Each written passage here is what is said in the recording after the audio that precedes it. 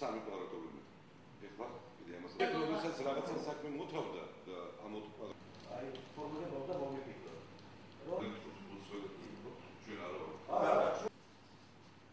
ბატონებო, არ არსებობს ოღონდ მას არ მოუწევს.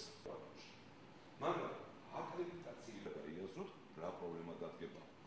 არავის დაწესებულებად ცალკე გეხსენებათ, რომ უმცირესობამ მოვიკეთ არჩევნები ქედაში, შუახევში, ხულოში, შესაბამისად სამი მაჟორიტარი დეპუტატი ყავს უმცირესობას უმაღლეს საბჭოში და შესაბამისად როგორც საქართველოს პარლამენტშია, როგორც საკრებულოებშია, გვინდა ცვლილება გავაკეთეთ ცვლილება, მომამზადეთ ცვლილება შესულიყო რეგლამენტში, რომ შეიქმნას მაჟორიტარების ფრაქცია უმაღლეს საბჭოში.